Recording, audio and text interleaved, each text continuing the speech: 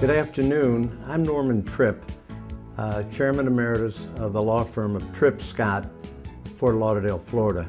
And I'm privileged today to have with me two of the leaders in higher education in Broward County and in South Florida. M.J. Saunders, who is president of Florida Atlantic University, and David Armstrong, who is president of Broward College, formerly known as Broward Community College. So, MJ, tell me a little bit about FAU, what's going on, and what's good for the people in Broward County. Well, one of the most exciting things is this is our 50th anniversary year. So we're looking back at a half century of accomplishments and looking forward to the next half century of serving folks down here in South Florida. One of the most exciting things that we have to talk about is the fact that we now have an independent medical school.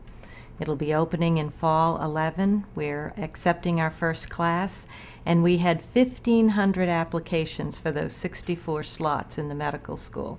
So we're excited about the interest in the medical school and what it's going to mean for the whole community.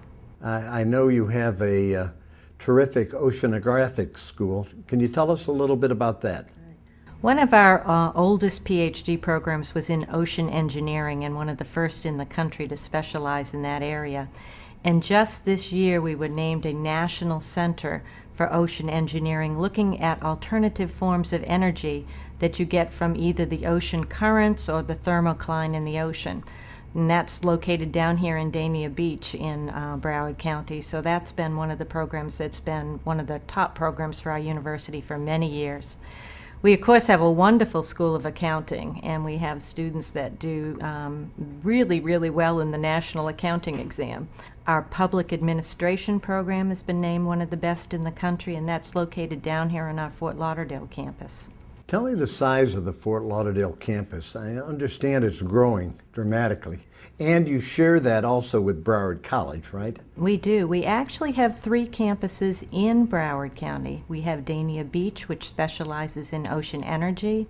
We have the downtown campus, which has programs as diverse as architecture and social work and public administration and graphic design. And we have a very, very large branch campus in Davie. And that's the largest branch campus of any of the universities in the Florida system. Something important is going to happen in October. I think you're going to have a football field. Could you tell us a little bit about that? Well, we're really excited about that. We are building an on-campus stadium for our football team and for our community. It's going to have 30,000 seats, and I encourage you and everybody in the community to buy tickets and come share in that experience. Our football team, under the legendary Coach Snellenberger, was the earliest team to go from starting a team to winning a bowl game. And so we're very supportive of that as something that builds a traditional campus and builds a lot of community and school spirit. David, I've known you since I served on the State Board of Community Colleges when you were our leader, and you have just a wealth of experience in the state college field. Tell us a little bit about Broward College.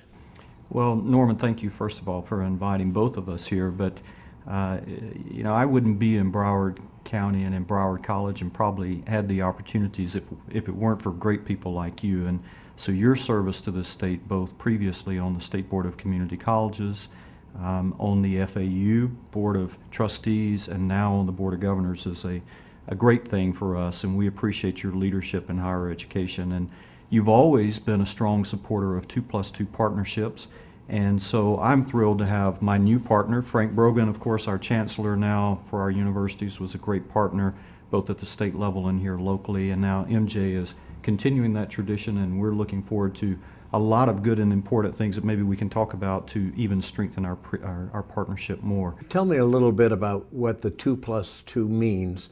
And you've expanded that, I think. We continue to. So the rich tradition that Floridians sometimes take for granted is this 2+2 system where students can begin at one of our 28 community or state colleges, some are calling themselves now, and take the same curriculum with wonderful faculty members, and in our case, unlike so many other places in the state, literally stay on the same campus here in Davie or downtown Fort Lauderdale and take courses with FAU to complete their bachelor's degrees. The courses transfer, the faculty communicate with each other, they work together on the curriculum.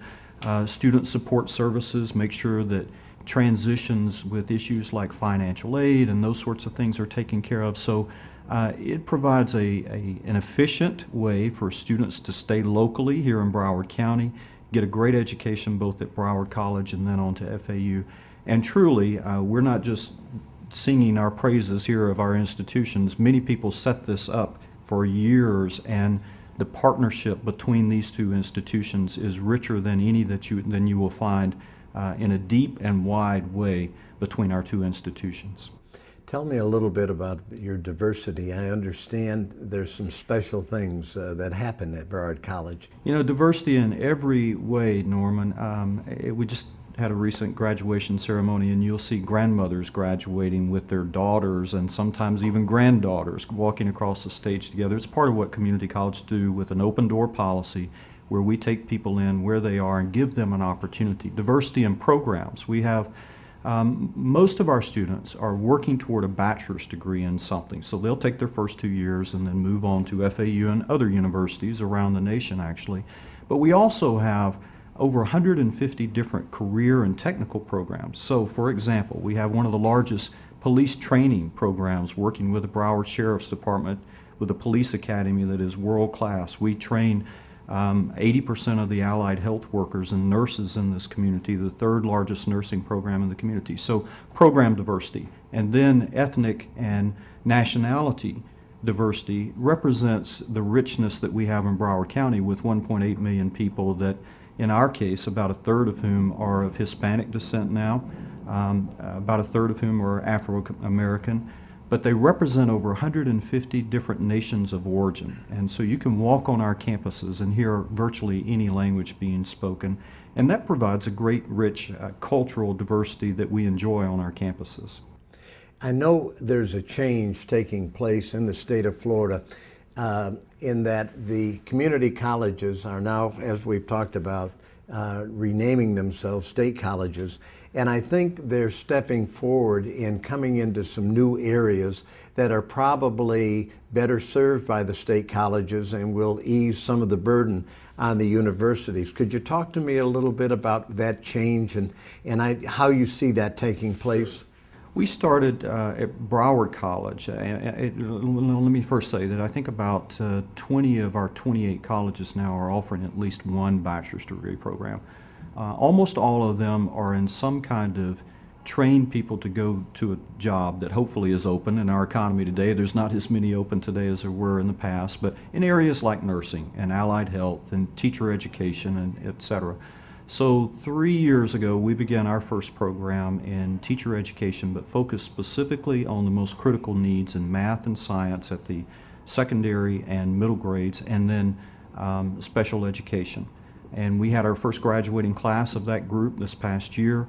It also represents the age and ethnic diversity of our community, so that helps out a lot. We do not want to duplicate programs that where there are not jobs down the road with our great partners like FAU and other universities. We want to work in partnership with them. We have such a large base in our lower division, though. What we found is, even though we have started some limited number of bachelor's degree programs, our transfers to FAU have continued to increase. And we like that because we want to keep them local and we want to keep them here supporting our local economy and our industry. MJ, tell me, since you've been here for a year now, because you came as provost from Cleveland State University, where I happened to go to law school, and before that you were part of the faculty at the University of South Florida. Can you give me a little idea of what changes you see taking place right now at FAU that maybe you didn't imagine were going to be there when you took the job? Well, one of the things that did attract me back to Florida was the strong articulation agreements with the community colleges, now state colleges. It really is a very, very effective way of making college affordable to an awful lot of people. The fact that Florida Atlantic University has strong agreements with 3 of our state colleges in the area, Broward College, Indian River, and Palm Beach State College. It means that we're serving a very, very long stretch of the South Florida coastline for students.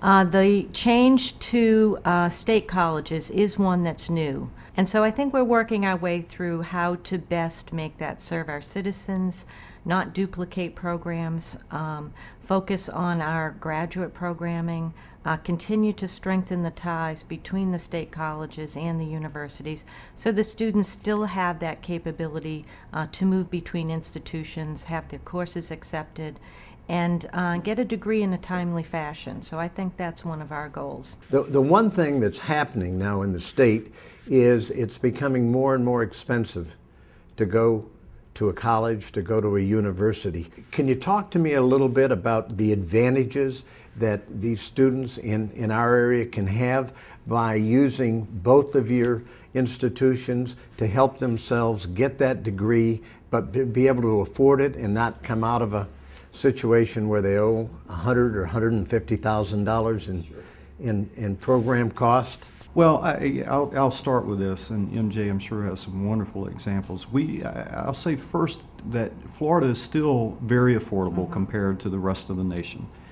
It might not seem that way to local residents in Florida who see tuition going up every year. The fact of the matter is the legislature just hasn't had the money to fully fund the growth and expansion of programs that we've had with medical schools, but just numbers of students that we've enrolled in both of our systems. And so they've had to pass more of the buck off, and they don't like it any more than parents do, I'm sure, to parents and students. I will tell you, Norman, when you were on our State Board of Community Colleges, you probably remember that our community colleges received about 75% of our operating budget funding from the state of Florida. We are about to approve our new operating budget for Broward College, and less than 50% of our operating budget will come from the state of Florida. The rest will come from tuition. That being said, it's still affordable, but not for everyone, and we know that. And so even during the last couple of years with budget cuts, we've worked very hard to supplement our support of student services and financial aid support to our students, both out of our budgets, but also with staff who first and foremost help those students fill out their federal financial aid form, get them qualified for need-based financial aid. And so we've helped a lot of students provide a safety net so that they can continue to school and get an education and a good job to provide for themselves and their families.